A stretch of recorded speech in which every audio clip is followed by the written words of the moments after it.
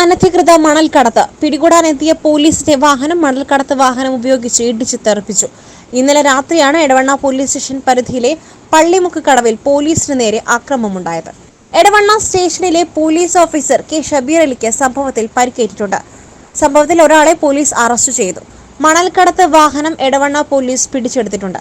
എടവണ്ണ പെരകമണ്ണ പള്ളിമുക്ക് കടവിൽ നിന്നും അനധികൃതമായി മണൽ കടത്തുന്നു എന്ന രഹസ്യ വിവരത്തിന്റെ അടിസ്ഥാനത്തിൽ സ്റ്റേഷൻ ഇൻസ്പെക്ടറുടെ നിർദ്ദേശപ്രകാരം കടവിൽ പരിശോധനയ്ക്കെത്തിയ പോലീസിന് നേരെയാണ് മണൽക്കടത്ത് സംഘത്തിന്റെ അക്രമമുണ്ടായത്.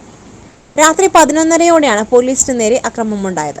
നൈറ്റ് പട്രോളിംഗിനായി സ്കൂട്ടറിലാണ് എടവണ്ണ പോലീസ് സ്റ്റേഷനിലെ CPO ഷബീർ അലി പരിശോധനയ്ക്കായി കടവിലെത്തിയിരുന്നത്. സ്കൂട്ടറിലുണ്ടായിരുന്ന പോലീസ് ഉദ്യോഗസ്ഥൻ ഷബീർ അലി റോഡിന്റെ വശത്തേക്ക് ചാടി മാറുകയായിരുന്നു.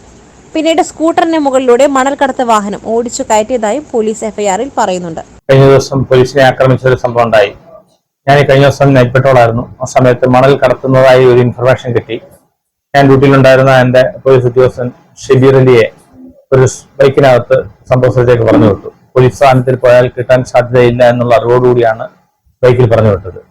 ബൈക്ക് കടവിലേക്ക് പള്ളിമുക്ക് കടവിൽ ചെന്ന സമയത്ത് തന്നെ ബൈക്കിന് ഓപ്പോസിറ്റായിട്ട് പെട്ടെന്ന് ഈ ടിപ്പർ ലോറി മണൽ നിറച്ച് എടുക്കുകയും ബൈക്കിനെ തട്ടി അതിന്റെ പുറത്തുകൂടി ടിപ്പർ ഓടിച്ചു പോവുകയും ചെയ്തു. നമ്മുടെ പോലീസ് ഉദ്യോഗസ്ഥൻ ബൈക്കിൽ നിന്ന് ചാടിയത് കൊണ്ടാണ് നിസ്സാര പരിക്കോടുകൂടി രക്ഷപ്പെട്ടത്.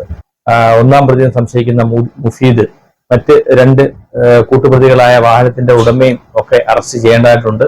അതിന്റെ ഭാഗമായിട്ട് അന്വേഷണം നടത്തി വരികയാണ്. സ്കൂട്ടർ തകർന്ന നിലയിലാണ്. CPO ഷബീർ അലിയുടെ മൊഴിയുടെ അടിസ്ഥാനത്തിൽ കണ്ടാൽ അറിയാവുന്ന 4 പേർക്കെതിരെ പോലീസ് കേസ് രജിസ്റ്റർ ചെയ്തിട്ടുണ്ട്.